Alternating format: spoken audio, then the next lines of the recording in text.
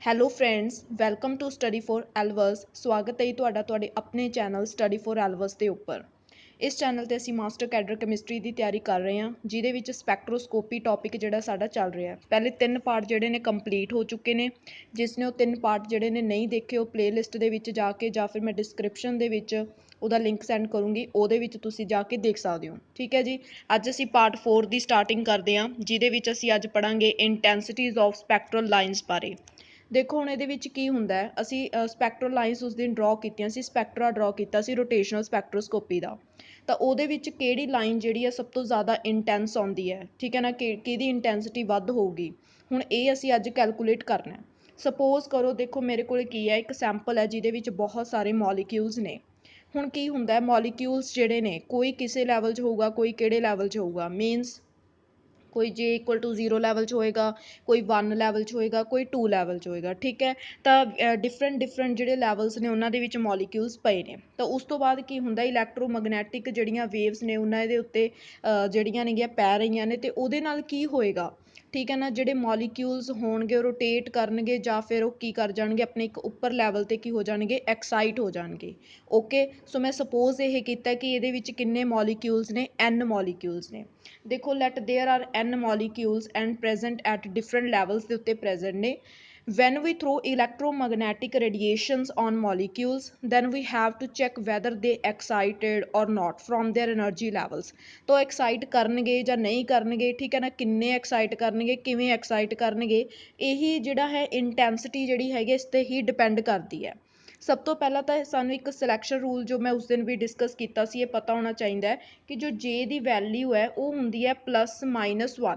ਇਹਦਾ ਕੀ ਮੀਨਿੰਗ ਹੁੰਦਾ, ਵਾਟ does it ਮੀਨ। ਇਹਦਾ ਮੀਨਿੰਗ ਹੁੰਦਾ ਹੈ ਕਿ ਜਿੱਦਾਂ ਹੁਣ ਇਹ ਲੈਵਲ ਹੈ, ਸਪੋਜ਼ ਦਿਸ ਇਜ਼ ਜੇ ਇਕੁਅਲ ਟੂ 0 ਲੈਵਲ। ਇਹ ਕਿਹੜਾ ਲੈਵਲ ਹੈ, ਜੇ ਇਜ਼ ਇਕੁਅਲ ਟੂ 1। ਤਾਂ ਕੀ ਹੁੰਦਾ ਹੈ, ਜਿਹੜੇ ਮੋਲੀਕਿਊਲਸ ਹੁੰਦੇ ਨੇ ਉਹ ਕੀ ਹੋਏਗਾ, ਅਗਰ 0 ਲੈਵਲ ਤੋਂ 1 ਦੇ ਵਿੱਚ ਐਕਸਾਈਟ ਕਰ ਗਿਆ ਤਾਂ ਇਹਦਾ ਕੀ ਮਤਲਬ ਹੋਏਗਾ ਕਿ ਇੱਕ ਜਿਹੜਾ ਹੈ ਮੀਨਸ ਇੱਕ ਨੈਕਸਟ ਲੈਵਲ ਦੇ ਵਿੱਚ ਹੀ ਕੀ ਕਰਨਾ ਚਾਹੀਦਾ, ਐਕਸਾਈਟ ਕਰਨਾ ਚਾਹੀਦਾ ਹੈ। ਇਹ ਨਹੀਂ ਹੈਗਾ ਕਿ ਇੱਥੇ ਜਿਹੜਾ ਹੈ ਲੈਵਲ 2 ਹੈ, 0 ਤੋਂ 2 ਦੇ ਵਿੱਚ ਕੀ ਹੈਗਾ, ਕ੍ਰੋਸ ਕਰ ਗਿਆ।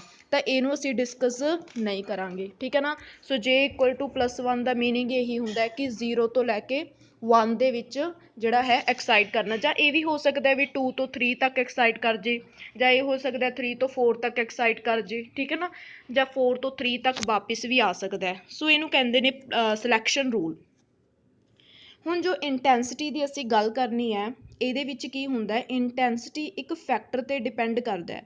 ਉਸ ਫੈਕਟਰ ਦਾ ਨਾਮ ਹੈ ਪੋਪੂਲੇਸ਼ਨ ਡਿਫਰੈਂਸ। ਹੁਣ ਦੇਖੋ ਜਿਹੜੀ ਇੰਟੈਂਸਿਟੀ ਹੈ ਉਹ ਮੇਨ ਤਾਂ ਕਿਹੜੀ ਲਾਈਨ ਜਿਹੜੀ ਹੈ ਸਭ ਤੋਂ ਜ਼ਿਆਦਾ ਇੰਟੈਂਸ ਹੋਏਗੀ, ਇਹ ਤਾਂ ਇਸ 'ਤੇ ਡਿਪੈਂਡ ਕਰੂਗਾ ਨਾ ਕਿ ਕਿਹੜੇ ਲੈਵਲ ਦੇ ਵਿੱਚ ਹਾਊ ਮੈਨੀ ਜਿਹੜੇ ਮੋਲੀਕਿਊਲਸ ਨੇ ਉਹ ਕਿੰਨੇ, ਉਹਨਾਂ ਦੀ ਪੋਪੂਲੇਸ਼ਨ ਜਿਹੜੀ ਹੈ ਪ੍ਰੈਜੈਂਟ ਹੈ। ਅਗਰ ਹੁਣ ਪੋਪੂਲੇਸ਼ਨ ਹੀ ਬਹੁਤ ਘੱਟ ਹੋਏਗੀ ਪ੍ਰੈਜੈਂਟ, ਤਾਂ ਤੁਸੀਂ ਸਮਝ ਸਕਦੇ ਹੋ ਕਿ ਉੱਥੇ ਇੰਟੈਂਸ ਜਿਹੜਾ ਸਪੈਕਟਰਮ ਜਾਂ ਇੰਟੈਂਸ ਲਾਈਨ ਹੋਣ ਦੇ ਚਾਂਸਿਸ ਕੀ ਨੇ, ਘੱਟ ਜਾਣਗੇ। ਤਾਂ ਹੁਣ ਜਿਵੇਂ ਲੈਵਲ ਹੈ ਇਹਦੇ ਵਿੱਚ 100 ਮੋਲੀਕਿਊਲਸ ਨੇ, ਓਕੇ, ਤਾਂ ਜਿਹੜੇ ਮੀਨਸ ਅਗਲੇ ਲੈਵਲ ਦੇ ਵਿੱਚ ਜਿਹੜੇ ਉੱਪਰਲੇ ਲੈਵਲ ਦੇ ਵਿੱਚ ਐਕਸਾਈਟ ਕਰਨਗੇ, ਹੁਣ ਜ਼ਰੂਰੀ ਥੋੜ੍ਹਾ ਕਿ 100 ਦੇ 100 ਹੀ ਜਾਣਗੇ, ਨੋ, 100 ਨਹੀਂ ਜਾ ਸਕਦੇ। ਓਕੇ, ਸਾਰੇ ਜਿਹੜੇ ਨੇ ਐਕਸਾਈਟ ਨਹੀਂ ਕਰਨਗੇ, ਜ਼ਰੂਰੀ ਨਹੀਂ ਹੁੰਦਾ ਵੀ 100 ਹੀ ਜਾਣਗੇ, ਹੋ ਸਕਦਾ 50 ਜਾਣ ਉੱਪਰ, ਹੋ ਸਕਦਾ 40 ਜਾਣ, ਠੀਕ ਹੈ ਨਾ। ਉਹ ਡਿਪੈਂਡ ਕਰਦਾ ਹੈ ਕਿ ਕਿੰਨੀ ਪੋਪੂਲੇਸ਼ਨ ਐਕਸਾਈਟ ਕਰ ਰਹੀ ਹੈ। ਮੋਰ ਪੋਪੂਲੇਸ਼ਨ, ਜੇ ਜਿੰਨੀ ਜ਼ਿਆਦਾ ਪੋਪੂਲੇਸ਼ਨ ਐਕਸਾਈਟ ਕਰਦੀ ਹੈ ਉਨੀ ਜ਼ਿਆਦਾ ਉਹਦੀ ਜਿਹੜੀ ਲਾਈਨ ਹੈਗੀ ਆ, ਸਪੈਕਟਰਾ ਜਿਹੜਾ ਹੁੰਦਾ ਉਨਾ ਹੀ ਇੰਟੈਂਸ ਆਉਂਦਾ ਉਸ ਐਨਰਜੀ ਲੈਵਲ ਦਾ।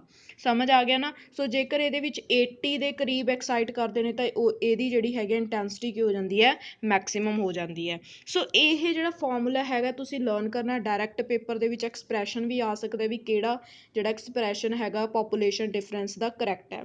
ਤਾਂ ਤੁਸੀਂ ਇਹ ਵੀ ਡਿਸਕਸ ਕਰ ਸਕਦੇ ਹੋ, ਅਤੇ ਦੋਨੋਂ ਇੱਕ ਇਹ ਹੋ ਗਏ ਕਿ ਇਹ ਦੋਨੋਂ ਹੀ ਕੀ ਨੇਗੇ, that is formula for the population difference. ਹੁਣ ਇੰਟੈਂਸਿਟੀ ਜਿਹੜੀ ਹੈਗੀ ਕਿਸ 'ਤੇ ਡਿਪੈਂਡ ਕਰਦੀ ਹੈ, ਪੋਪੂਲੇਸ਼ਨ ਡਿਫਰੈਂਸ, ਜੋ ਕਿ ਇਹਦੇ ਇਕੁਅਲ ਹੁੰਦਾ ਹੈ। ਸੋ ਇੱਥੇ ਕੀ ਹੈ, NJ/N0। NJ ਦਾ ਮਤਲਬ ਹੁੰਦਾ ਹੈ ਕਿ ਜਿਵੇਂ A ਲੈਵਲ ਤੋਂ A ਲੈਵਲ ਦੇ ਵਿੱਚ ਮੋਲੀਕਿਊਲ ਗਏ ਨੇ, ਇਹ ਉੱਪਰ ਵਾਲੇ ਜਿਹੜੇ ਉੱਪਰ ਵਾਲਾ ਲੈਵਲ ਹੈ ਇਹਦੇ ਵਿੱਚ ਕਿੰਨੇ ਮੋਲੀਕਿਊਲ ਪਹੁੰਚੇ ਨੇ, ਠੀਕ ਹੈ ਨਾ, ਐਕਸਾਈਟਡ ਕਿੰਨੇ ਹੋਏ ਨੇ। ਅਤੇ N0 ਦਾ ਮਤਲਬ ਹੈ ਕਿ ਗਰਾਊਂਡ ਨੀਚੇ ਵਾਲੇ ਲੈਵਲ ਦੇ ਵਿੱਚ ਕਿੰਨੇ ਜਿਹੜੇ ਨੇ ਮੋਲੀਕਿਊਲਸ ਸੀਗੇ, ਪ੍ਰੈਜ਼ੈਂਟ ਕੀ ਸੀਗੇ, ਉਹਦੀ ਫਰੈਕਸ਼ਨ ਹੈ ਇਹ, ਠੀਕ ਹੈ ਨਾ। That is equal to E the power delta E over K T. Delta E ਮੈंने last part ਦੇ ਵਿੱਚ ਡਿਸਕਸ ਕੀਤਾ ਸੀ, ਦੈਟ ਇਜ਼ ਇਕੁਅਲ ਟੂ, ਇਹਨੂੰ ਕੀ ਕਹਿੰਦੇ ਨੇ, ਡਿਫਰੈਂਸ ਇਨ ਐਨਰਜੀ ਲੈਵਲ। ਸੋ ਡੈਲਟਾ ਈ ਦੀ ਵੈਲਿਊ ਕੀ ਹੁੰਦੀ ਹੈ, ਦੈਟ ਇਜ਼ 2b ਇੰਟੂ ਜੇ ਪਲੱਸ 1। ਲਾਸਟ ਪਾਰਟ ਦੇ ਵਿੱਚ ਡਿਸਕਸ ਕੀਤੀ ਸੀ, ਜਿਸ ਨੇ ਉਹ ਪਾਰਟ ਨੂੰ ਨਹੀਂ ਦੇਖਿਆ ਉਹ ਦੇਖ ਸਕਦਾ। ਹੁਣ ਇਹਦੇ ਵਿੱਚ ਹੁੰਦਾ ਕੀ ਹੈ, ਦੇਖੋ ਇੰਟੈਂਸਿਟੀ ਡਿਪੈਂਡ ਕਰ ਗਈ ਇਸ ਫਰੈਕਸ਼ਨ 'ਤੇ। ਇਹ ਜਿਹੜੀ ਫਰੈਕਸ਼ਨ ਹੈ, ਤੁਸੀਂ ਧਿਆਨ ਨਾਲ ਦੇਖੋ, ਇਸ ਫਰੈਕਸ਼ਨ ਦੇ ਵਿੱਚ ਇਹ ਫਾਰਮੂਲਾ ਆਉਂਦਾ ਹੈ ਜਿਹੜਾ ਇਹਦੇ ਵਿੱਚ ਡੈਲਟਾ ਈ ਹੈ। ਇਸ ਡੈਲਟਾ ਈ ਦਾ ਫਾਰਮੂਲਾ ਜਿਹੜਾ, ਮਤਲਬ ਅਸੀਂ ਈ ਜੇ ਵੀ ਲਿਖ ਸਕਦੇ ਹਾਂ ਸਿੰਪਲੀ ਐਨਰਜੀ, ਜੇਕਰ ਅਸੀਂ ਗੱਲ ਕਰੀਏ ਇਹ ਵਾਲਾ ਫਾਰਮੂਲਾ ਨੂੰ ਡਿਸਕਸ ਕਰੂੰਗੀ ਮੈਂ, ਦੈਟ ਇਜ਼ ਦਿਸ। ਹੁਣ ਇਹਦੇ ਵਿੱਚ ਜੋ ਈ ਜੇ ਹੈ, ਦੈਟ ਇਜ਼ ਸਿੰਪਲ ਐਨਰਜੀ। ਅਸੀਂ ਲਾਸਟ ਵੀਡੀਓ ਦੇ ਵਿੱਚ ਇਹਦਾ ਐਕਸਪ੍ਰੈਸ਼ਨ ਵੀ ਡਰਾਈਵ ਕੀਤਾ ਸੀ, ਜਿੱਥੇ ਮੈਂ ਦੱਸਿਆ ਸੀ ਕਿ ਜਾਊਲਸ ਤੋਂ ਪਰ ਸੈਂਟੀਮੀਟਰ ਹੈ ਨਾ, ਤਾਂ ਪਰ ਸੈਂਟੀਮੀਟਰ ਦੇ ਵਿੱਚ ਕਨਵਰਟ ਕਰਕੇ ਫਾਰਮੂਲਾ ਆਇਆ ਸੀਗਾ, ਤਾਂ ਇਹ ਉਹੀ ਫਾਰਮੂਲਾ ਹੈ। ਹੁਣ ਈ ਜੀ ਦੇ ਫਾਰਮੂਲੇ ਦੇ ਵਿੱਚ ਕੀ ਕੀ ਆ ਰਿਹਾ, ਬੀ ਵੀ ਆ ਰਿਹਾ, ਜੇ ਵੀ ਆ ਰਿਹਾ, ਅਗਰ ਫਾਰਮੂਲੇ 'ਚ ਦੇਖਿਆ ਜਾਵੇ ਤਾਂ ਟੀ ਵੀ ਆ ਰਿਹਾ। ਸੋ ਇਹ ਜੋ ਫਰੈਕਸ਼ਨ ਤੁਹਾਨੂੰ ਦਿਖਾਈ ਦੇ ਰਹੀ ਹੈ ਨਾ, ਇਹ ਫਰੈਕਸ਼ਨ 'ਤੇ ਜੋ ਹੈ ਇੰਟੈਂਸਿਟੀ ਡਿਪੈਂਡ ਕਰਦੀ ਹੈ। ਜਿਹੜੀ ਇਹ ਫਰੈਕਸ਼ਨ ਹੈ ਇਹ ਅੱਗੇ ਫੈਕਟਰਸ 'ਤੇ ਡਿਪੈਂਡ ਕਰਦੀ ਹੈ, ਕਿਹੜੇ ਕਿਹੜੇ, ਜੇ 'ਤੇ, ਬੀ 'ਤੇ ਐਂਡ ਟੀ 'ਤੇ। ਸੋ ਅਸੀਂ ਇਹਨਾਂ ਨੂੰ 1 ਬਾਏ 1 ਡਿਸਕਸ ਕਰਾਂਗੇ। ਸੋ ਜਿੰਨਾ ਜ਼ਿਆਦਾ ਇਹ ਫਰੈਕਸ਼ਨ ਅਗਰ ਇਹ ਇਨਕਰੀਜ਼ ਕਰਦੇ ਆ, ਦੇਖੋ ਅਗਰ ਇਹ ਫਰੈਕਸ਼ਨ ਦੀ ਵੈਲਿਊ ਜਿਹੜੀ ਹੈ ਜ਼ਿਆਦਾ ਆਉਂਦੀ ਹੈ ਤਾਂ ਤੁਸੀਂ ਕਹਿ ਸਕਦੇ ਹੋ ਵੀ ਇੰਟੈਂਸਿਟੀ ਜਿਹੜੀ ਹੈ ਜ਼ਿਆਦਾ ਹੋਏਗੀ, ਠੀਕ ਹੈ ਨਾ। ਅਗਰ ਘੱਟ ਆਉਂਦੀ ਹੈ ਤਾਂ ਇੰਟੈਂਸਿਟੀ ਵੀ ਘੱਟ ਹੋਏਗੀ, ਬਸ ਸਿੰਪਲ। ਓਕੇ, ਹੁਣ ਦੇਖੋ ਫਸਟ ਕੀ ਹੈ, ਕਹਿੰਦੇ ਜਦੋਂ ਵੀ ਜੇ, ਹੁਣ ਜਿਹੜੀ ਇਹ ਫਰੈਕਸ਼ਨ ਹੈ ਇਸ 'ਤੇ ਡਿਪੈਂਡ ਕਰਦੀ ਹੈ, ਐਨ ਜੇ ਓਵਰ ਐਨ ਨੋਟ ਕਿਸ 'ਤੇ ਡਿਪੈਂਡ ਕਰਦਾ ਹੈ, ਈ ਦੀ ਪਾਵਰ ਮਾਈਨਸ ਜੇ ਦੇ ਉੱਪਰ। ਜੇਕਰ ਜੇ ਇਨਕਰੀਜ਼ ਹੋ ਜਾਂਦਾ ਹੈ, ਇਫ ਜੇ ਦੀ ਵੈਲਿਊ ਵੱਧ ਜਾਂਦੀ ਹੈ ਤਾਂ ਈ ਦੀ ਪਾਵਰ ਮਾਈਨਸ ਜੇ ਦੀ ਵੈਲਿਊ ਡਿਕਰੀਜ਼ ਹੋ ਜਾਂਦੀ ਹੈ, ਘੱਟ ਜਾਂਦੀ ਹੈ। ਜੇਕਰ ਇਹਦੀ ਵੈਲਿਊ ਡਿਕਰੀਜ਼ ਹੋ ਗਈ ਤਾਂ ਇਹ 'ਤੇ ਡਿਪੈਂਡ ਕਰਦਾ, ਤਾਂ ਮੀਨਸ ਇਹਦੀ ਵੀ ਜਿਹੜੀ ਵੈਲਿਊ ਹੈ ਇਹ ਕੀ ਹੋ ਜਾਏਗੀ, ਡਿਕਰੀਜ਼ ਹੋ ਜਾਏਗੀ, ਠੀਕ ਹੈ। ਸੋ ਡਿਕਰੀਜ਼ ਹੋ ਗਈ ਤਾਂ ਰੈਲੇਟਿਵ ਇੰਟੈਂਸਿਟੀਜ਼ ਆਫ ਮੋਲੀਕਿਊਲ ਕੀ ਹੋਊਗਾ, ਦੈਟ ਇਜ਼ ਆਲਸੋ ਡਿਕਰੀਜ਼ਿਸ। ਤਾਂ ਇੰਟੈਂਸਿਟੀ ਦੀ ਵੈਲਿਊ ਵੀ ਕੀ ਹੋ ਜਾਏਗੀ, ਦੈਟ ਇਜ਼ ਡਿਕਰੀਜ਼ ਹੋ ਜਾਏਗੀ। ਨੈਕਸਟ ਦੇਖੋ, ਹੁਣ ਆ ਗਿਆ ਗੱਲ ਕਿ ਜੇ ਦੀ ਵੈਲਿਊ ਦੇ ਇਨਕਰੀਜ਼ ਹੋਣ ਦੇ ਨਾਲ ਕੀ ਹੋ ਜਾਏਗਾ, ਜੇ ਦੀ ਵੈਲਿਊ ਜੇਕਰ ਇਨਕਰੀਜ਼ ਹੋ ਰਹੀ ਹੈ ਤਾਂ ਸਾਡੇ ਕੋਲੇ ਫਰੈਕਸ਼ਨ ਕੀ ਹੋ ਜਾਏਗੀ, that is decreases, and relative intensity ਵੀ ਕੀ ਹੋ ਜਾਏਗੀ, ਡਿਕਰੀਜ਼ਿਸ। ਨੈਕਸਟ ਦੇਖੋ, ਬੀ ਦੀ ਗੱਲ ਕਰਦੇ ਹਾਂ। ਬੀ ਦੇ ਵਿੱਚ ਕੀ ਹੁੰਦਾ ਹੈ, ਦੇਖੋ ਜਿਹੜਾ ਫਾਰਮੂਲਾ ਹੁੰਦਾ ਹੈ ਦੈਟ ਇਜ਼ ਦਿਸ। ਓਕੇ, ਕਹਿੰਦੇ ਅਗਰ ਬੀ ਦੀ ਵੈਲਿਊ ਚੇਂਜ ਹੋ ਜਾਂਦੀ ਹੈ, ਇਨਕਰੀਜ਼ ਹੋ ਜਾਂਦੀ ਹੈ, ਡਿਕਰੀਜ਼ ਹੋ ਜਾਂਦੀ ਹੈ, ਕਿਵੇਂ ਵੀ ਹੈ, ਦੈਟ ਇਜ਼ ਤਾਂ ਜੋ ਐਨ ਜੇ ਓਵਰ ਐਨ ਨੋਟ ਦੀ ਵੈਲਿਊ ਹੈ ਉਹ ਕੀ ਹੋਏਗੀ, ਉਹ ਵੀ ਫਾਸਟਲੀ ਡਿਕਰੀਜ਼ ਹੋਏਗੀ। ਅਗਰ ਬੀ ਦੀ ਵੈਲਿਊ ਤੁਸੀਂ ਦੇਖੋ, ਸਪੋਜ਼ ਇਸ ਫਾਰਮ ਦੀ ਗੱਲ ਕਰਦੇ ਹਾਂ, ਮੈंने ਕੀ ਕੀਤਾ, ਬੀ ਨੂੰ ਇੱਕ ਵਾਰੀ 5 ਲੈ ਲਿਆ, ਇੱਕ ਵਾਰੀ ਮੈंने ਬੀ ਨੂੰ 10 ਲੈ ਲਿਆ। ਓਕੇ, ਤਾਂ ਇਸ ਐਕਸਪੋਨੈਂਸ਼ੀਅਲ ਦੀ ਗੱਲ ਕਰ ਰਹੇ ਹਾਂ, ਠੀਕ ਹੈ। ਜਦੋਂ ਈ ਦੀ ਪਾਵਰ -5 ਹੈ ਤਾਂ ਇਹ ਵੈਲਿਊ ਆਉਂਦੀ ਹੈ, ਜਦੋਂ ਈ ਦੀ ਪਾਵਰ -10 ਹੈ ਤਾਂ ਵੈਲਿਊ ਹੋਰ ਵੀ ਜ਼ਿਆਦਾ ਕੀ ਹੋ ਜਾਂਦੀ ਹੈ, ਘੱਟ ਜਾਂਦੀ ਹੈ, ਡਿਕਰੀਮੈਂਟ।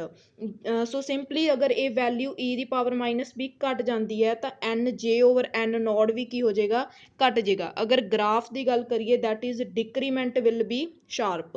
ਤਾਂ ਇੰਟੈਂਸਿਟੀ ਜਿਹੜੀ ਹੋਏਗੀ ਓਬਵੀਅਸਲੀ ਬੀ ਦੇ ਘਟਣ ਦੇ ਨਾਲ ਇੰਟੈਂਸਿਟੀ ਜਿਹੜੀ ਹੈ ਘਟੇਗੀ। ਐਗਜ਼ਾਮ 'ਚ ਇਹੀ ਕੁਐਸਚਨ ਆ ਸਕਦਾ ਕਿ ਚੇਂਜ ਬੀ ਦੇ ਡਿਕਰੀਜ਼ ਹੋਣ ਦੇ ਨਾਲ ਇੰਟੈਂਸਿਟੀ ਜਿਹੜੀ ਹੈਗੀ ਸਪੈਕਟਰਲ ਲਾਈਨ ਦੇ ਉੱਤੇ ਕੀ ਫਰਕ ਪਊਗਾ, ਠੀਕ ਹੈ, ਡਿਕਰੀਜ਼ ਹੋਏਗੀ। ਦੈਟ ਇਜ਼ ਬੀ ਅਗਰ ਅਸੀਂ ਘੱਟ ਲੈ ਰਹੇ ਹਾਂ, 5 ਲੈ ਰਹੇ ਹਾਂ ਤਾਂ ਠੀਕ ਹੈ ਗ੍ਰਾਫ। ਜੇਕਰ ਬੀ ਦੀ ਵੈਲਿਊ ਹੋਰ ਘਟਾ ਰਹੇ ਹਾਂ ਤਾਂ ਬੀ ਦੀ ਵੈਲਿਊ ਕੀ ਹੋ ਰਹੀ ਹੈ, ਦੇਖੋ ਇਨਕਰੀਜ਼ ਹੋਣ ਦੇ ਨਾਲ, ਸੌਰੀ ਬੀ ਦੀ ਵੈਲਿਊ ਇਨਕਰੀਜ਼ ਹੋਣ ਦੇ ਨਾਲ ਜੋ ਗ੍ਰਾਫ ਹੈਗਾ ਉਹ ਥੋੜ੍ਹਾ ਨੀਚੇ ਆ ਗਿਆ, ਸਟੀਪ ਹੋ ਗਿਆ, ਥੋੜ੍ਹਾ ਨੀਚੇ ਆ ਗਿਆ।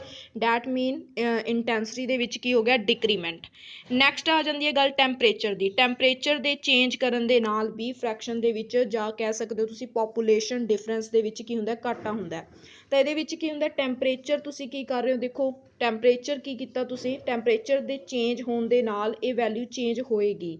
ਅਗਰ ਤੁਸੀਂ ਟੈਂਪਰੇਚਰ ਨੂੰ ਇਨਕਰੀਜ਼ ਕਰਤਾ, ਜੇ ਟੈਂਪਰੇਚਰ ਇਨਕਰੀਜ਼ ਹੋ ਜਾਂਦਾ ਹੈ ਤਾਂ ਫਿਰ ਇਹ ਵੈਲਿਊ ਜਿਹੜੀ ਹੈਗੀ ਹੈ ਇਹ ਵੀ ਇਨਕਰੀਜ਼ ਹੋਏਗੀ। ਯੂ ਨੋ, ਜੇਕਰ ਟੈਂਪਰੇਚਰ ਇਨਕਰੀਜ਼ ਹੋ ਗਿਆ ਤਾਂ ਇਹ ਵੈਲਿਊ ਇਨਕਰੀਜ਼ ਹੋਏਗੀ। ਜੇਕਰ ਇਹ ਵੈਲਿਊ ਇਨਕਰੀਜ਼ ਹੋਏਗੀ ਮੀਨਸ ਤਾਂ ਫਿਰ ਜੋ ਪੋਪੂਲੇਸ਼ਨ ਡਿਫਰੈਂਸ ਇਨਕਰੀਜ਼ ਹੋ ਗਿਆ ਤਾਂ ਇਹਦਾ ਮਤਲਬ ਕੀ ਹੈ, ਇੰਟੈਂਸਿਟੀ ਜਿਹੜੀ ਹੈਗੀ ਹੈ, ਰੈਲੇਟਿਵ ਇੰਟੈਂਸਿਟੀ ਕੀ ਹੋਏਗੀ, ਇਨਕਰੀਜ਼ ਹੋਏਗੀ। ਸੋ ਇਹ ਕੁਝ ਫੈਕਟਰ ਸੀਗੇ ਜਿੱਦਾਂ ਬੀ ਜੇ ਟੀ, ਠੀਕ ਹੈ ਨਾ, ਬੀ ਜੇ ਟੀ ਯਾਦ ਰੱਖ ਸਕਦੇ ਹੋ ਤੁਸੀਂ। ਤਾਂ ਇਹਨਾਂ ਦੇ ਚੇਂਜ ਹੋਣ ਦੇ ਨਾਲ ਜੋ ਪੋਪੂਲੇਸ਼ਨ ਡਿਫਰੈਂਸ ਆ ਉਹ ਚੇਂਜ ਹੁੰਦਾ ਹੈ।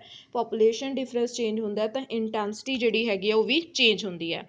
ਨੈਕਸਟ ਟੌਪਿਕ ਦੀ ਗੱਲ ਕਰਦੇ ਹਾਂ ਅੱਜ ਦਾ, that is effect of isotopic substitution on energy levels.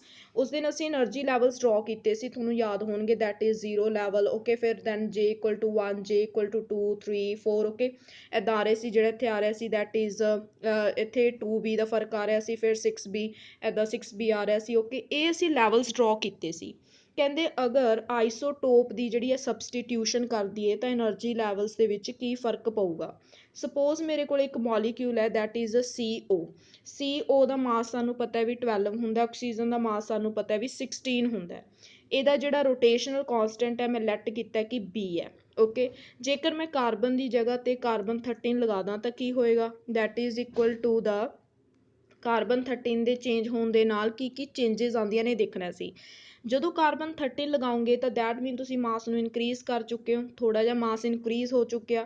ਜੇਕਰ ਮਾਸ ਇਨਕਰੀਜ਼ ਹੋ ਗਿਆ, ਮਾਸ ਤੇ ਕੌਣ ਡਿਪੈਂਡ ਕਰਦਾ ਹੈ, ਦੈਟ ਇਜ਼ ਰਿਡਿਊਸਡ ਮਾਸ, ਕਿਉਂਕਿ ਇਹਦਾ ਫਾਰਮੂਲਾ M ਦੀ ਫਾਰਮ 'ਚ ਹੀ ਹੁੰਦਾ, ਤਾਂ ਰਿਡਿਊਸਡ ਮਾਸ ਵੀ ਇਨਕਰੀਜ਼ ਹੋਏਗਾ। ਜੇਕਰ ਰਿਡਿਊਸ ਮਾਸ ਇਨਕਰੀਜ਼ ਹੋ ਗਿਆ, ਰਿਡਿਊਸ ਮਾਸ ਤੇ ਕੌਣ ਡਿਪੈਂਡ ਕਰਦਾ ਹੈ, movement of inertia, movement of inertia ਵੀ ਇਨਕਰੀਜ਼ ਹੋ ਜਾਏਗਾ। ਜੇਕਰ ਮੂਵਮੈਂਟ ਆਫ ਇਨਰਸ਼ੀਆ ਇਨਕਰੀਜ਼ ਹੋ ਗਿਆ ਦੈਟ ਮੀਨ ਇਹ ਸਾਰੀਆਂ ਚੀਜ਼ਾਂ ਇੱਕ ਦੂਸਰੇ ਤੇ ਡਿਪੈਂਡ ਨੇ, ਤਾਂ ਇਹ ਚੇਂਜ ਹੋ ਗਈਆਂ। ਤੇ ਜਿਹੜਾ B ਹੈ, ਜਿਹੜਾ ਰੋਟੇਸ਼ਨਲ ਕਾਂਸਟੈਂਟ ਅਸੀਂ ਕਹਿ ਰਹੇ ਹਾਂ, ਮਾਸ ਇਨਕਰੀਜ਼ ਹੋਣ ਦੇ ਨਾਲ ਜੋ ਰੋਟੇਸ਼ਨਲ ਕਾਂਸਟੈਂਟ ਹੈ ਇਸ ਦਾ ਉਹ ਡਿਕਰੀਜ਼ ਹੋਏਗਾ। ਇਹਦੇ ਕੰਪੈਰੀਜ਼ਨ 'ਚ ਜਿੰਨਾ ਵੀ ਇਹਦਾ B ਹੈ ਉਨਾ ਇਹਦਾ ਜਿਹੜਾ B ਹੋਏਗਾ ਇਹਦੇ ਨਾਲੋਂ ਕੀ ਹੋਏਗਾ, ਘੱਟ ਹੋਏਗਾ। ਸਮਝ ਆ ਗਿਆ। ਸੋ ਮੀਨਸ ਪੇਪਰ 'ਚ ਇਹੀ ਆ ਸਕਦਾ ਹੈ ਕਿ ਆਈਸੋਟੋਪਿਕ ਸਬਸਟੀਟਿਊਸ਼ਨ ਦੇ ਨਾਲ ਕਿਹੜੇ ਕਿਹੜੇ ਫੈਕਟਰਸ ਇਫੈਕਟ ਹੁੰਦੇ ਨੇ, ਤਾਂ ਤੁਸੀਂ ਦੱਸਣਾ ਉੱਥੇ ਲਿਖਿਆ ਹੋਊਗਾ ਜਾਂ ਫਿਰ ਉੱਥੇ ਲਿਖਿਆ ਹੋਊਗਾ ਕਿਹੜਾ ਇਫੈਕਟ ਨਹੀਂ ਹੁੰਦਾ।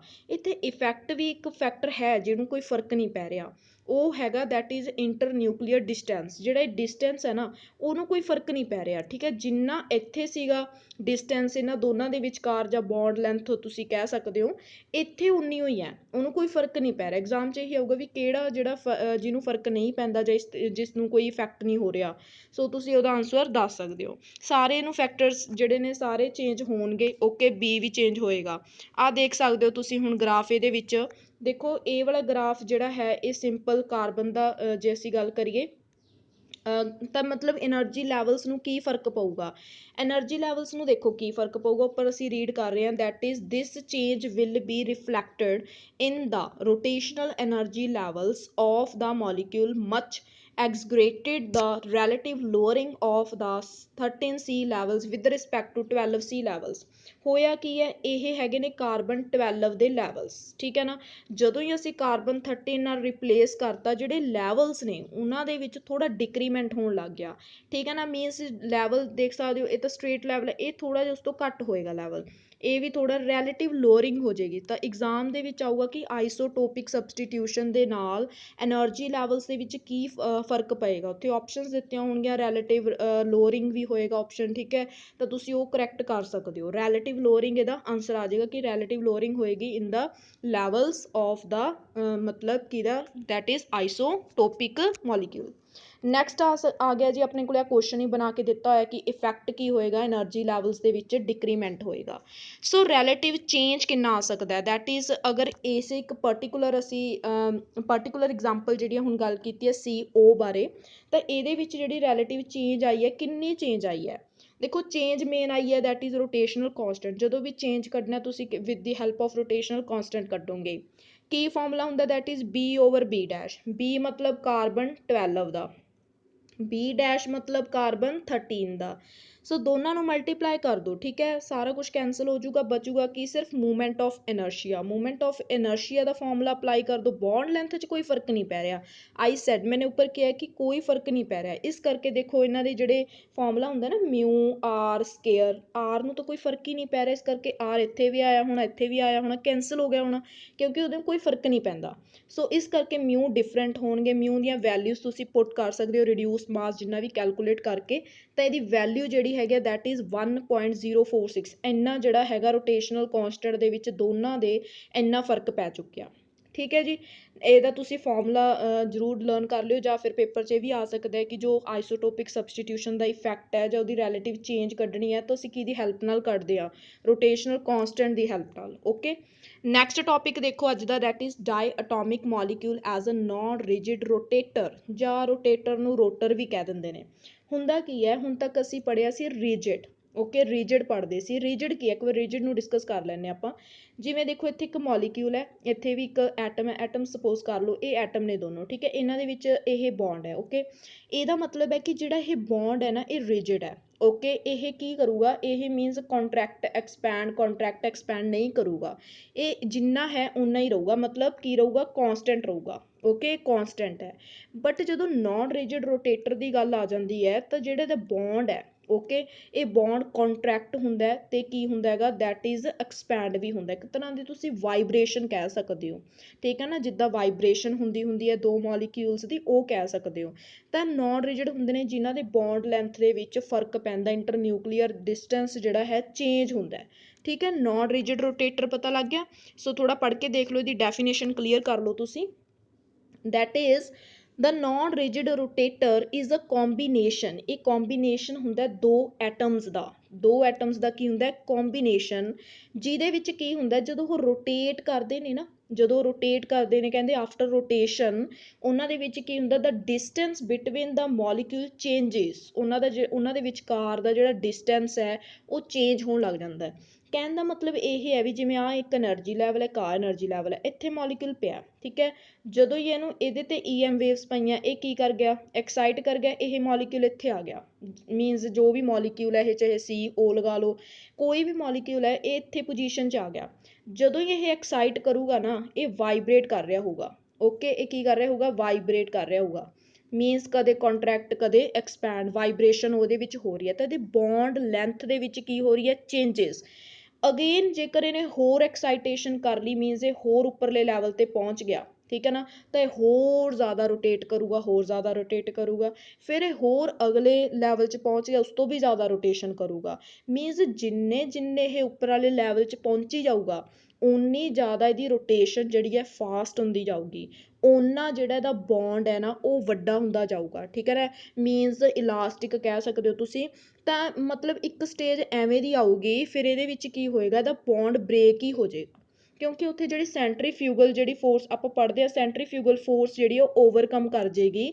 ਜਦੋਂ ਸੈਂਟਰੀਫਿਊਗਲ ਫੋਰਸ ਓਵਰਕਮ ਕਰ ਗਈ ਤਾਂ ਇਹਦੇ ਜਿਹੜੇ ਦੋਨੋਂ ਐਟਮਸ ਨੇ, ਜਿਨ੍ਹਾਂ ਨੇ ਜਿਹੜੇ ਦੋ ਐਟਮਸ ਆਪਾਂ ਕਹੇ ਨੇ ਨਾ, ਇਹ ਵਾਲੇ ਐਟਮਸ, ਇਹ ਬ੍ਰੇਕ ਹੀ ਹੋ ਜਾਣਗੇ, ਇੱਕ ਦੂਜੇ ਤੋਂ ਦੂਰ ਹੋ ਜਾਣਗੇ, ਠੀਕ ਹੈ ਨਾ। ਇਹ ਨॉन ਰਿਜਿਡ ਰੋਟੇਟਰ ਦਾ ਅਸੀਂ ਕੇਸ ਕਰ ਰਹੇ ਹਾਂ। ਹੁਣ ਤੱਕ ਅਸੀਂ ਰਿਜਿਡ ਪੜ੍ਹੇ ਨੇ ਜਿਹਦੇ ਵਿੱਚ ਕੋਈ ਬੌਂਡ ਜਿਹੜੀ ਹੈਗੀ ਹੈ ਮੀਨਸ ਐਕਸਪੈਂਡ ਜਾਂ ਕੰਟਰੈਕਟ ਨਹੀਂ ਸੀ ਕਰਦਾ, ਇਹ ਉਹ ਕੇਸ ਹੈ, ਇਹਨੂੰ ਕਹਿੰਦੇ ਨੇ ਨॉन ਰਿਜਿਡ ਰੋਟੇਟਰ। ਪੜ੍ਹ ਕੇ ਦੇਖਦੇ ਹਾਂ ਜੀ ਇਹਦੇ ਬਾਰੇ। The non-rigid rotator is a combination of two atom, ਇਹ ਅਸੀਂ ਪੜ੍ਹ ਚੁੱਕੇ ਹਾਂ।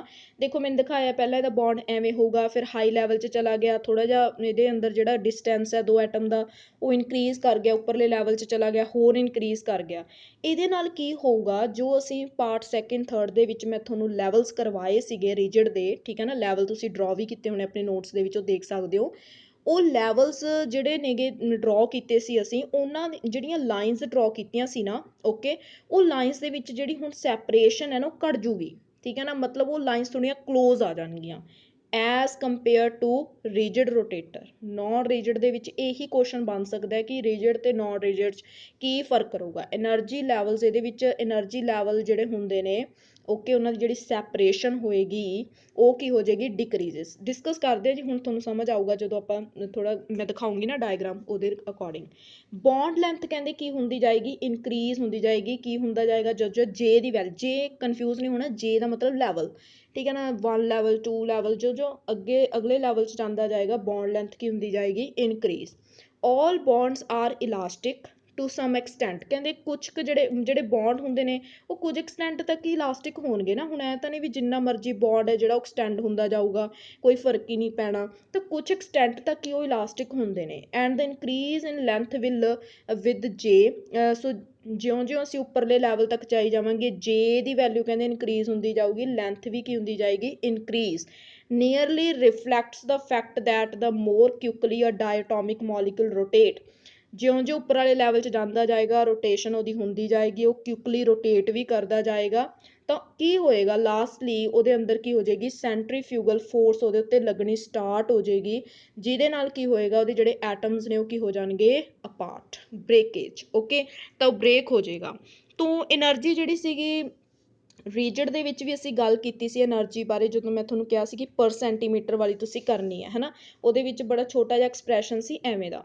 ਬਟ ਨੋਨ ਰੀਜਡ ਦੇ ਵਿੱਚ ਤੁਹਾਨੂੰ એનਰਜੀ ਦਾ ਐਕਸਪ੍ਰੈਸ਼ਨ ਵੀ ਪੁੱਛ ਸਕਦੇ ਨੇ, ਥੋੜ੍ਹਾ ਤੁਸੀਂ ਲਰਨ ਕਰ ਲਿਓ ਇਹਨੂੰ, ਇਹ ਥੋੜ੍ਹਾ ਦੇਖ ਲਓ ਵੀ ਕਿੱਦਾਂ ਦਾ ਹੁੰਦਾ ਹੈ। ਇਹਦੇ ਵਿੱਚ ਜੋ ਡੀ ਇਹਨੂੰ ਕਹਿੰਦੇ ਨੇ ਸੈਂਟਰੀਫਿਊਗਲ ਡਿਸਟੋਰਸ਼ਨ ਕਾਂਸਟੈਂਟ, ਜਾਂ ਐਗਜ਼ਾਮ 'ਚ એનਰਜੀ ਦਾ ਤੁਹਾਨੂੰ ਐਕਸਪ੍ਰੈਸ਼ਨ ਦਿੱਤਾ ਹੋ ਸਕਦਾ, ਕਹਿਣਗੇ ਵੇਅਰ ਡੀ ਇਜ਼ ਵਾਟ, ਠੀਕ ਹੈ ਨਾ। ਡੀ ਕੀ ਇੱਥੇ ਸੈਂਟਰੀਫਿਊਗਲ ਡਿਸਟੋਰਸ਼ਨ ਕਾਂਸਟੈਂਟ ਹੁੰਦਾ ਜੀ। ਹੁਣ ਇਹਦੀ ਦੇਖੋ ਇਹਦੀ ਡੈਰੀਵੇਸ਼ਨਸ ਵੀ ਨੇ ਬਹੁਤ ਜ਼ਿਆਦਾ, ਠੀਕ ਹੈ ਨਾ। ਮੈਂ ਪਹਿਲਾਂ ਹੀ ਦੱਸਿਆ ਵੀ ਸਪੈਕਟਰੋਸਕੋਪੀ ਜਿਹੜੀ ਆ ਕਾਫੀ ਕੰਪਲੈਕਸ ਬਣ ਜਾਂਦਾ, ਕਿਉਂਕਿ ਅਸੀਂ ਇਹਦੇ ਵਿੱਚ ਥਿਊਰੀ ਪਾਰਟ ਬਹੁਤ ਜ਼ਿਆਦਾ ਲੈਂਦੀ ਹੈ। ਮੈਂ ਤੁਹਾਨੂੰ ਐਗਜ਼ਾਮ ਦੇ ਪੁਆਇੰਟ ਆਫ ਵਿਊ ਦੇ ਨਾਲ ਕਰਵਾ ਰਹੀ ਹਾਂ, ਇਸ ਹਿਸਾਬ ਨਾਲ ਤਾਂ ਇੱਕ ਕੰਪਲੀਟ ਬੁੱਕ ਹੈ। ਸੋ ਆਪਾਂ ਸਪੈਕਟਰੋਸਕੋਪੀ ਕਰਦੇ ਰਹਿ ਜਾਵਾਂਗੇ ਜੇ ਅਸੀਂ ਥਿਊਰੀ ਕਰਨ ਲੱਗ ਗਏ, ਠੀਕ ਹੈ ਨਾ। ਸੋ ਮੇਨ ਪੁਆਇੰਟਸ ਜਿਹੜੇ ਨੇ ਉਹ ਕੱਢੋ ਅਤੇ ਉਹਨਾਂ ਨੂੰ ਹੀ ਲਰਨ ਕਰੋ। ਓਕੇ, ਦੇਖੋ ਹੁਣ ਆਹ ਗੱਲ ਕਰ ਰਹੀ ਸੀ ਮੈਂ, ਇਹ ਮੈਂ ਤੁਹਾਨੂੰ ਪਾਰਟ 2 ਦੇ ਵਿੱਚ ਕਰਵਾਇਆ ਸੀ, ਯਾਦ ਕਰੋ। ਰੀਜਿਡ ਰੋਟੇਟਰ, ਜਦੋਂ ਮੈਂ ਤੁਹਾਨੂੰ ਇਹ ਸਾਰਾ ਡਰੋ ਕਰਕੇ ਦਿਖਾਇਆ ਸੀ, ਯਾਦ ਹੈ ਨਾ, ਇਹ ਵਾਲਾ ਪੋਰਸ਼ਨ ਮੈਂ ਤੁਹਾਨੂੰ ਕਰਵਾਇਆ ਸੀ। ਬਟ ਅੱਜ ਦਾ ਪੋਰਸ਼ਨ ਕੀ ਹੈ, ਦੈਟ ਇਜ਼ ਨੋਨ ਰੀਜਿਡ ਰੋਟੇਟਰ। ਦੇਖੋ ਇਹਦੇ ਲੈਵਲਸ ਮੈਚ ਕਰੋ, 2B ਨਾਲ 2B ਮੈਚ ਕਰ ਰਿਹਾ, 6B ਨਾਲ। ਤਾਂ ਹੁੰਦਾ ਕੀ ਹੈ, ਇਹਦੇ ਵਿੱਚ ਜਦੋਂ ਮੋਲੀਕਿਊਲ ਹਾਇਰ ਜਿਹੜੇ ਲੈਵਲਸ ਨੂੰ ਐਕਵਾਇਰ ਕਰਦਾ ਜਾਏਗਾ, ਉਹਦੀ ਰੋਟੇਸ਼ਨ ਇਨਕਰੀਜ਼ ਹੁੰਦੀ ਜਾਏਗੀ, ਉਹਦਾ ਬੌਂਡ ਜਿਹੜਾ ਹੈ, ਬੌਂਡ ਬਿਟਵੀਨ ਟੂ ਐਟਮਸ ਜਾਂ distance between two atom increase ਹੁੰਦਾ ਜਾਏਗਾ। ਤਾਂ ਮੈਂ ਇਹੀ ਗੱਲ ਕਰ ਰਹੀ ਸੀ ਕਿ ਜਿਹੜੀ ਇਹ ਸੈਪਰੇਸ਼ਨ ਹੈ, ਦੇਖੋ ਇਹਦੇ ਵਿੱਚ ਇੰਨਾ ਗੈਪ ਹੈ, ਤਾਂ ਗੈਪ ਘਟ ਗਿਆ। ਇਹ ਸੈਪਰੇਸ਼ਨ ਦੀ ਗੱਲ ਕਰ ਰਹੀ ਸੀ, separation between two successive lines decreases. Okay, ਇਹਦਾ ਇਨਕਰੀਜ਼ ਹੋ ਰਿਹਾ, ਦੇਖੋ ਇੱਥੇ ਕਿੰਨਾ ਡਿਸਟੈਂਸ ਹੈ, ਇਹਦਾ ਕਿੰਨਾ ਘਟ ਗਿਆ। ਦੇਖੋ 20 ਅਤੇ 30 ਦੇ ਵਿੱਚ ਕਿੰਨਾ ਫਰਕ ਹੈ, ਇੱਥੇ 20 ਅਤੇ 30 ਦੇ ਵਿੱਚ ਕਿੰਨਾ ਫਰਕ ਘਟ ਗਿਆ, ਦੇਖ ਰਹੇ ਹੋ ਨਾ। ਇਹ ਚੀਜ਼ ਓਬਜ਼ਰਵ ਕਰਨ ਨੂੰ ਕਹਿ ਰਹੀ ਸੀ ਮੈਂ। ਸੋ ਇੱਥੇ ਦੇਖੋ, ਇੱਥੇ ਦੇਖ ਸਕਦੇ ਹੋ, ਆਹ ਦੇਖੋ ਕਿੰਨਾ ਡਿਕਰੀਜ਼ ਹੋ ਗਿਆ। ਸੋ ਇਹ ਹੁੰਦਾ ਜੀ ਸੈਪਰੇਸ਼ਨ ਨੋਨ ਰੋਟੇਟਰ ਦੇ ਵਿੱਚ, ਨੋਨ ਰਿਜਿਡ ਰੋਟੇਟਰ ਦਾ ਇਹ ਕੇਸ ਹੈ। ਬਾਕੀ ਤੁਸੀਂ, ਮੈਂ ਸਪੈਕਟਰਮ ਵੀ ਤੁਹਾਨੂੰ ਉਸ ਟਾਈਮ ਦਿਖਾਇਆ ਸੀ ਵੀ ਇਹ ਲਾਈਨਸ ਆਫ ਸਪੈਕਟਰਮ ਬਣਦੀਆਂ ਹੁੰਦੀਆਂ ਨੇ, ਇਹਨੂੰ ਕਹਿੰਦੇ ਨੇ ਸਪੈਕਟਰਮ ਲਾਈਨਸ, ਠੀਕ ਹੈ ਨਾ। ਤਾਂ ਤੁਸੀਂ ਦੇਖ ਸਕਦੇ ਹੋ, ਠੀਕ ਹੈ, ਇਹਦੇ ਨਾਲ ਤਾਂ ਮੈਚ ਕਰ ਰਿਹਾ, ਇਹ ਵਾਲੀ ਲਾਈਨ ਇਹਦੇ ਨਾਲ ਮੈਚ ਕਰ ਰਹੀ ਹੈ, ਇਹ ਇਹਦੇ ਨਾਲ ਮੈਚ ਕਰ ਰਹੀ ਹੈ। ਹਲਕਾ ਹਲਕਾ ਜਿਉਂ-ਜਿਉਂ ਐਟਮ ਜਿਹੜਾ ਨੈਕਸਟ ਉਹਦੇ ਵਿੱਚ ਮੂਵ ਕਰਦਾ ਜਾਏਗਾ, ਮੋਲੀਕੂਲ ਨੈਕਸਟ ਲੈਵਲ ਦੇ ਵਿੱਚ, ਦੇਖੋ ਕੀ ਹੁੰਦਾ ਜਾਏਗਾ, ਇਹ ਸੈਪਰੇਸ਼ਨ ਜਿਹੜੀ ਹੈ ਘਟਦੀ ਜਾਊਗੀ, ਦੇਖੋ, ਠੀਕ ਹੈ। ਇਹਦੀ ਐਂਡਿੰਗ ਇੱਥੇ ਹੋ ਰਹੀ ਹੈ, ਇਹਦੀ ਐਂਡਿੰਗ ਪਹਿਲਾਂ ਹੀ ਹੋ ਗਈ। ਸੋ ਇਹ ਮੇਨ ਇਹਦਾ ਦੱਸਿਆ ਸੀ ਮੈਂ ਤੁਹਾਨੂੰ, ਰੀਜਿਡ ਅਤੇ ਨੋਨ ਰੀਜਿਡ ਬਾਰੇ ਫਰਕ ਕੀ ਹੁੰਦਾ ਦੋਨਾਂ ਦੇ ਵਿੱਚ, ਠੀਕ ਹੈ ਜੀ। ਸੋ ਇਹ ਸੀਗਾ ਅੱਜ ਦਾ ਸਪੈਕਟਰੋਸਕੋਪੀ, ਰੋਟੇਸ਼ਨਲ ਸਪੈਕਟਰੋਸਕੋਪੀ ਬਾਰੇ ਦੱਸਿਆ ਗਿਆ। ਅਤੇ ਹੁਣ ਅਸੀਂ ਜਲਦੀ ਸਟਾਰਟ ਕਰਾਂਗੇ ਵਾਈਬ੍ਰੇਸ਼ਨਲ ਸਪੈਕਟਰੋਸਕੋਪੀ, ਠੀਕ ਹੈ। ਵਾਈਬ੍ਰੇਸ਼ਨਲ ਜਿਹੜੀ ਸਪੈਕਟਰੋਸਕੋਪੀ ਹੋਏਗੀ, ਉਹਦੇ ਵਿੱਚ ਮੈਂ ਮੇਨ ਪੁਆਇੰਟਸ ਜਿਹੜੇ ਨੇ ਉਸ ਸਪੈਕਟਰੋਸਕੋਪੀ ਦੇ ਕੱਢ ਕੇ ਲੈ ਕੇ ਆਊਂਗੀ, ਬਿਕੋਜ਼ ਥਿਊਰੀ ਪਾਰਟ ਜਿਹੜਾ ਕਾਫੀ ਜ਼ਿਆਦਾ ਵਾਸਟ ਹੈ, ਉਹਨਾਂ ਜਿਹੜਾ ਹੈ ਕੰਪਲੀਟ ਅਗਰ ਕਰਵਾਉਣ ਵੀ ਲੱਗੇ ਤਾਂ ਨਹੀਂ ਹੋਣਾ, ਠੀਕ ਹੈ। ਸੋ ਮੇਨ ਜਿਹੜੀਆਂ ਚੀਜ਼ਾਂ ਤੁਸੀਂ ਲਰਨ ਕਰਨੀਆਂ ਨੇ for your exam, okay, main points ਜਿਹਨੂੰ ਵਨ ਲਾਈਨਰ ਕਹਿੰਦੇ ਆ, ਉਹ ਫਾਰਮ ਦੇ ਵਿੱਚ ਮੈਂ ਤੁਹਾਨੂੰ ਵਾਈਬ੍ਰੇਸ਼ਨਲ ਸਪੈਕਟਰੋਸਕੋਪੀ ਜਿਹੜੀ ਹੈ ਕਰਵਾਉਂਗੀ, ਠੀਕ ਹੈ। ਤੁਸੀਂ ਮੇਨ ਪੁਆਇੰਟਸ ਲਰਨ ਕਰਨੇ ਨੇ ਤੁਹਾਡੇ ਐਗਜ਼ਾਮ ਲਈ। ਅਤੇ ਬਾਕੀ ਜਿਹੜਾ ਹੈ, ਤੁਸੀਂ ਜੇਕਰ ਪਿਛਲੀਆਂ ਵੀਡੀਓਜ਼ ਨਹੀਂ ਦੇਖੀਆਂ, ਉਹ ਜ਼ਰੂਰ ਦੇਖੋ। ਅੱਜ ਦਾ ਪਾਰਟ ਜਿਹੜਾ ਐਵੇਂ ਸਮਝ ਨਹੀਂ ਆਊਗਾ, ਬਿਕੋਜ਼ ਉਹਨਾਂ ਨੂੰ ਦੇਖਣਾ ਬਹੁਤ ਜ਼ਰੂਰੀ ਹੈ, ਠੀਕ ਹੈ ਨਾ। ਬੇਸਿਕ ਜਿਹੜਾ ਉੱਥੋਂ ਚੱਕਣਾ, ਫਿਰ ਤੁਸੀਂ ਅਗਲੇ ਪਾਰਟਸ ਨੂੰ ਦੇਖ ਸਕਦੇ ਹੋ। ਓਕੇ ਜੀ, thank you students for watching my video. And ਜੇਕਰ ਤੁਹਾਨੂੰ ਵੀਡੀਓ ਪਸੰਦ ਆਈ ਹੈ ਤਾਂ ਲਾਈਕ ਕਰ ਦਿਓ, ਠੀਕ ਹੈ, ਅਤੇ ਕਮੈਂਟ ਵੀ ਕਰ ਦਿਓ, ਐਂਡ ਸਬਸਕ੍ਰਾਈਬ ਜ਼ਰੂਰ ਕਰ ਦਿਓ। ਅਤੇ ਬਾਕੀ ਆਪਣੇ ਫਰੈਂਡਸ ਨਾਲ ਜੋ ਵੀ ਮਾਸਟਰ ਕੈਡਰ ਕੈਮਿਸਟਰੀ ਦੀ ਤਿਆਰੀ ਕਰ ਰਹੇ ਨੇ, ਠੀਕ ਹੈ, ਜਾਂ ਜੋ BSc ਵੀ ਕਰ ਰਹੇ ਨੇ, MSc ਕਰ ਰਹੇ ਨੇ, ਉਹਨਾਂ ਦੇ ਲਈ ਵੀ ਇਹ ਸਪੈਕਟਰੋਸਕੋਪੀ ਇੰਪੋਰਟੈਂਟ ਹੈ ਟੌਪਿਕ, ਉਹਨਾਂ ਦੇ ਲੈਵਲ ਦੇ, ਉਹਨਾਂ ਨੂੰ ਸ਼ੇਅਰ ਕਰ ਦਿਓ, ਠੀਕ ਹੈ। ਅਤੇ ਬਾਕੀ ਥੈਂਕ ਯੂ ਤੁਹਾਡਾ। Okay, thank you student, thank you allot.